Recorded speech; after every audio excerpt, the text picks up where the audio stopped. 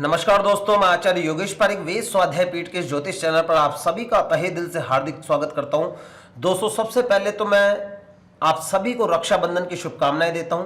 रक्षाबंधन एक ऐसा बंधन इसमें भाई और बहन का जो प्रेम होता है वह एक दूसरे के लिए समर्पण की भावना रहती है, एक दूसरे का प्रेम और विश्वास और श्रद्धा पर यह जो त्योहार है रक्षाबंधन का, यह रक्षाबंधन का त्योहार मनाया जाता है।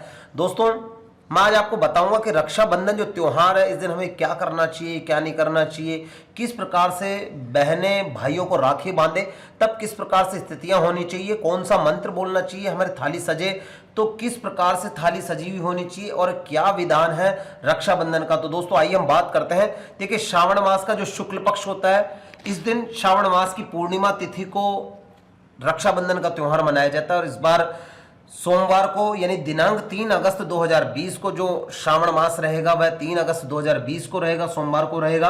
और हमारे शास्त्रों में साफ साफ लिखा हुआ है कि पूर्णिमायाम भद्रा रहितायाम त्रिमुहूर्तादिकोदय व्यापिन्याम अपराह्ने प्रदोषे व कार्यम। देखिए, पूर्णिमा का दिन होना चाहिए और सबसे खास बात है इस दिन भद्रा रहित होनी चाहिए।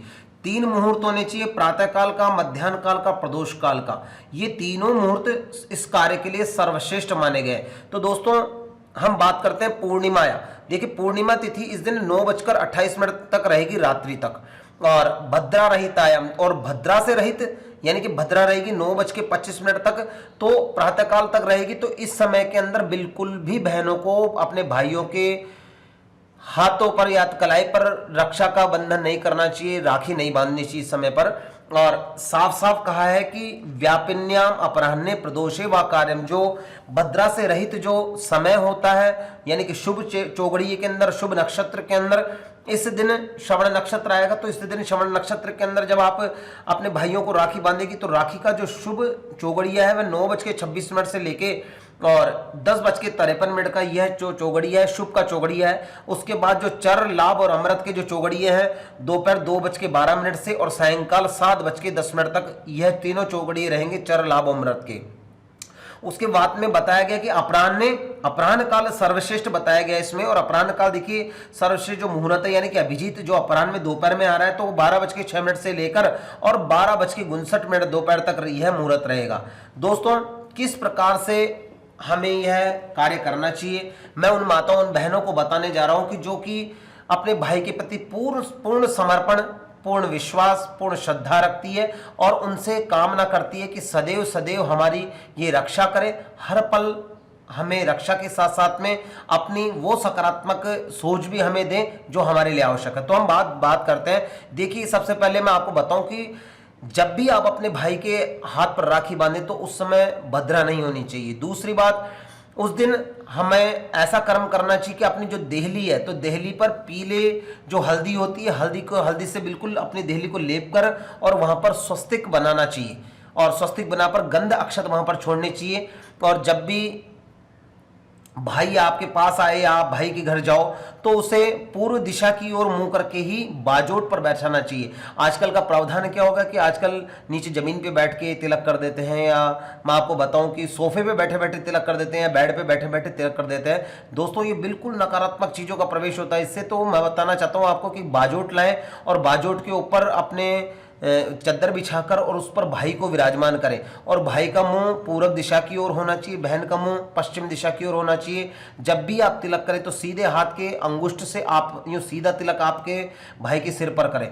उसके बाद में हाथ पे उसे अक्षत देकर और राखी बांधनी चाहिए। राखी बांधने बाद मैं आपको बताना चाहूँगा, भले ही आप कितनी मिठाई लाएं या कितना भी कुछ लाएं, लेकिन जो सबसे पहले मुंह मीठा होता है वो गुड़ से ही मीठा कराना चाहिए। उसके बाद में आप अन्य उसे मिठाई भी खिला सकती है, मिठाई खिलाकर उसे फल भी दे सकती है या फिर श्रीफल भी देना, इसके अंदर शुभ रहता है, श्रीफल देना चाहिए। और श्रीफल के देने के बाद में यदि आप उससे बड़े हैं, जो राखी बांध रहे हैं, बहनें बड़ी है, तो अपने छोटे भाइयों को आशीर्वाद देना चाहिए।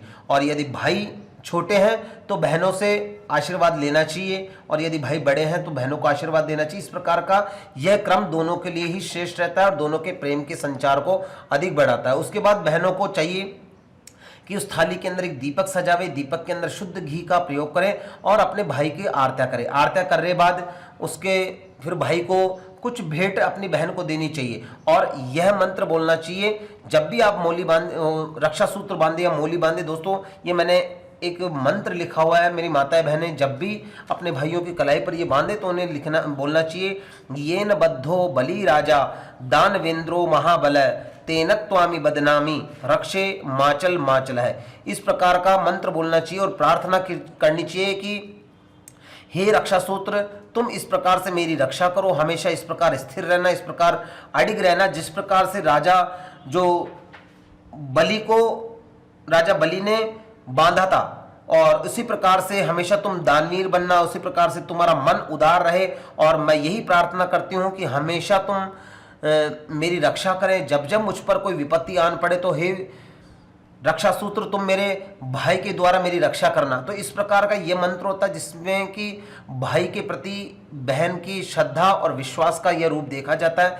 दोस्तों ये छोटी छोटी जानकारियां से ही हम हमारे जीवन को अनुकूल बना सकते हैं और इन पर्वों का जो मुख्य जो क्रम है उसे हम निभा सकते हैं। तो दोस्तों ये छोटी छोटी जानकारियां हमें सुननी चाहिए और अधिक से अधिक इन्हें शेयर भी करना चाहिए ताकि हमें इन चीज़ों की नॉलेज हो सके कि हमें किस प्रकार से राखी बांधनी चाहिए, किस प्रकार का मंत्र बोलना चाहिए, थाली किस प्रकार हमें सजाकर क्या क्या रखना चाहिए, भाई को क्या उपहार देना चाहिए, सारी चीज़ें। और किस प्रकार से जो देखिए मैंने आपकी सुविधा के लिए ये सारी स्थिति लिखकर बताइए। क्यों लिखी मैंने कि जिससे आपको पूर्णिमा तिथि का ध्यान भी रहे, भद्रा का समय का ध्यान भी रहे, अच्छे जो चौगड़ी हैं उनका भी आपको ध्यान रहे, जो सर्वश्रेष्ठ चौगड़ी है उसका भी आपको ध्यान रहे। और जो मंत्र मैंने लिखा है ये न बद्धो बली राजा दानवेंद्रो महाबल तेनत्वामी बदनामी रक्षे माचल माचल, इस मंत्र को भी आप याद कर सके। तो दोस्तों कैसी लगी हमारे वीडियो, हमारे इस चैनल को अधिक से अधिक आप शेयर करें और अधिक से अधिक सब्सक्राइब करें। जिन लोगों ने अभी तक सब्सक्राइब नहीं किया इसे सब्सक्राइब करें और जिससे कि हमारी जितनी भी जानकारियां आपको शीघ्रता से मिल सकें। आप सभी का मैं आभार व्यक्त करता हूं। जय हिंद, जय भारत।